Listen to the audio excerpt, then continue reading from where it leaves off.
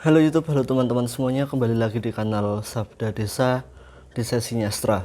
Di video kali ini kami akan masih membahas tentang Tan Malaka seperti di video sebelumnya, tetapi di dalam video kali ini kami akan membandingkan antara sosok Tan Malaka dengan Soekarno. Ide video ini sebenarnya muncul dari betapa seringnya kami mendengar pertanyaan ketika ada seseorang yang sudah membaca buku karya Soekarno dan membaca buku karya dari Tan Malaka. Kenapa gaya tulisan dua orang itu memiliki perbedaan yang sangat jauh begitu? Mungkin tidak sangat jauh seperti gimana, tetapi cukup jauh begitu.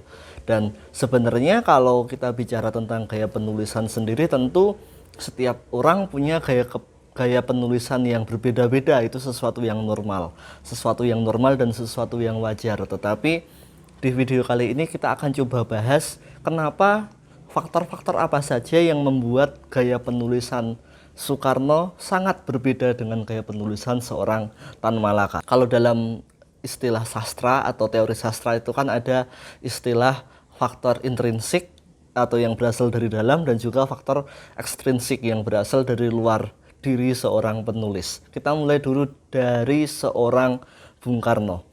Banyak orang yang mengatakan, dan kami rasa juga setuju, andai kata kami mengatakan bahwa Soekarno itu seseorang yang punya nilai seni atau selera seni yang tinggi. Itu dibuktikan dengan banyak hal yang berkaitan dengan beliau. Salah satunya juga tentang bagaimana cara beliau menulis. Tulisan-tulisan Bung Karno itu lebih ke arah tulisan-tulisan puitis yang penuh dengan perumpamaan-perumpamaan yang mungkin bagi beberapa orang dianggap bertele-tele begitu. Itu bisa dibuktikan di banyak sekali tulisan beliau, mulai dari autobiografi beliau, Penyambung Lidah Rakyat, kemudian Indonesia Merdeka yang merupakan naskah pembelaan Bung Karno ketika di pengadilan di Bandung. Lalu kemudian ada juga di bawah bendera revolusi, kumpulan tulisan beliau.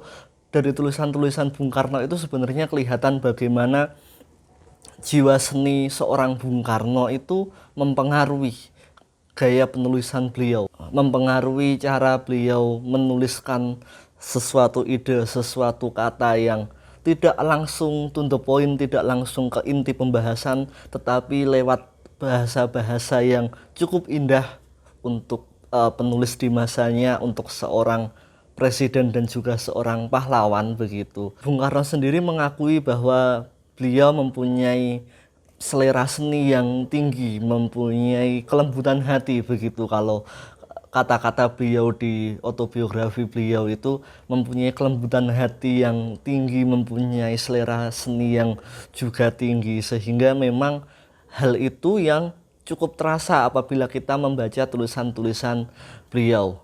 Sekarang kita beranjak ke sosok Tan Malaka. Tan Malaka, mungkin kalau kita mengenal kata Tan Malaka, kita akan teringat dengan seorang tokoh pejuang yang menghabiskan banyak waktu di hidupnya dalam pelarian. Kalau menurut buku Tempo yang edisi khusus tentang Tan Malaka, jumlah negara yang pernah Tan Malaka kunjungi ketika dalam masa pelarian itu ada di angka belasan. Dan juga Tan Malaka itu adalah seorang pahlawan Indonesia atau tokoh pejuang Indonesia yang mungkin bisa dikatakan adalah seorang poliglot yang handal. Beliau menguasai banyak sekali bahasa, tidak hanya bahasa Indonesia, bahasa Inggris, dan juga bahasa Belanda, tetapi banyak bahasa lain. Sehingga memang apabila kita mengatakan Tan Malaka seorang poliglot, itu bukan sesuatu yang berlebihan rasanya. Berbeda dengan seorang Soekarno yang ketika berjuang itu memunculkan diri di permukaan, memimpin langsung. Kalau Tan Malaka itu lebih dari belakang layar. Beliau mendukung pergerakan kemerdekaan Indonesia melalui bantuan-bantuan atau dukungan-dukungan yang beliau kirim dari luar negeri, melewat jaringan-jaringan yang Tan Malaka miliki di luar negeri. Katakanlah kita membandingkan di bawah bendera revolusi dengan dari penjara ke penjara. di bawah bendera revolusi itu ditulis oleh Bung Karno, dan dari penjara ke penjara itu ditulis oleh Tan Malaka. Jiwa seni yang dimiliki oleh seorang Soekarno itu kemudian mempengaruhi seperti yang tadi kami sampaikan, mempengaruhi bagaimana cara menulis seorang Soekarno dan lain sebagainya. Dan Soekarno itu kalau dibandingkan dengan Tan Malaka tentu punya sisi kehidupan yang lebih dalam tanda kutip tenang. Memang beliau pernah diasingkan, memang beliau pernah diuber-uber atau menjadi semacam buronan begitu. Memang pernah, tetapi jika dibandingkan dengan Tan Malaka tentu sangat jauh berbeda. Bagaimana Tan Malaka itu benar-benar kabur ke luar negeri untuk survive, untuk bertahan hidup supaya tidak tertangkap. Nah, kita bandingkan dengan Tan Malaka, bagaimana Tan Malaka menulis dengan kondisi hidup yang seperti itu.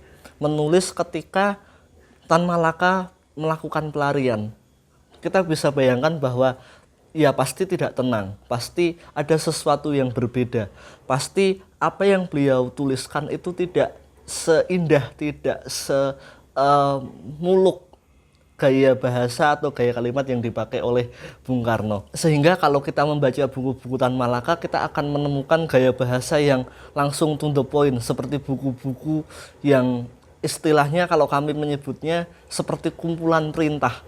Si pembaca harus melakukan apa, si pembaca harus mengambil langkah seperti apa yang harus dilakukan si pembaca ketika menemukan situasi seperti ini, seperti ini. Nah, gaya-gaya penulisan seperti itulah yang bisa kita temukan di dalam tulisan-tulisan dari Tan Malaka, yang kemudian banyak orang yang bingung kenapa kok berbeda dengan gaya penulisan seorang Bung Karno begitu. Padahal sekali lagi hal itu adalah sesuatu yang biasa, apalagi kalau seperti yang tadi kami sampaikan, kita mengulik belakang layar apa yang terjadi antara tokoh Soekarno dengan tokoh Tan Malaka. Keduanya mempunyai situasi kehidupan yang sangat berbeda. Soekarno relatif tenang dengan posisi beliau sebagai pemimpin massa di masa pergerakan, sementara Tan Malaka itu lebih di bawah tanah, di belakang layar, jauh dari hiruk pikuk panggung dalam tanda kutip waktu itu. Kalau kita ambil contoh lagi biografi Tan Malaka yang berjudul Dari Penjara ke Penjara itu, beliau menulisnya sendiri di dalam masa pelarian, dan itu tidak hanya di satu negara dalam artian di Indonesia, tetapi banyak dari tulisan-tulisan beliau yang ketika beliau ada di Cina mulai menulis, ketika pindah ke negara lain, katakanlah ke Singapura, tulisan itu masih dibawa, kemudian masuk ke Indonesia itu juga masih dibawa, sehingga bisa digambarkan bagaimana tekanan atau kondisi waktu Tan Malaka itu menulis.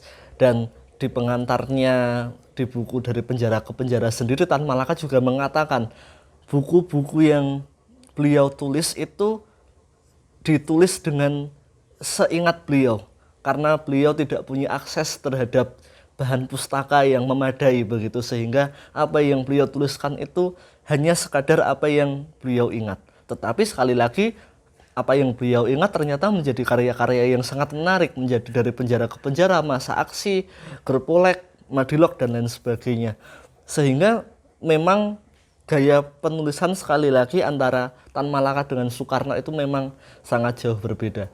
Ketika Tan Malaka menulis saat pelarian di bawah ketakutan akan tertangkap mungkin atau ketahuan penyamarannya, sementara Soekarno menulis dalam kondisi yang relatif lebih tenang dengan kondisi beliau, dengan status beliau saat itu. Jadi itulah kenapa gaya penulisan antara Soekarno dengan Tan Malaka itu mempunyai banyak perbedaan, mempunyai banyak hal yang berbeda antara satu sama lain. Sekali lagi, tentu gaya penulisan masing-masing orang itu memang berbeda, tetapi di video kali ini kami mencoba menggambarkan lebih dalam lagi kenapa gaya penulisan Soekarno dengan Tan Malaka itu berbeda. Aspek-aspek apa saja yang mempengaruhi sehingga gaya tulisan mereka, hasil tulisan mereka berbeda. Demikian video dari kami kali ini. Terima kasih bagi yang sudah menyaksikan. Jangan lupa tekan tombol like, subscribe, dan juga share. Bantu kami membangun sekolah gratis di masa mendatang. Tapik.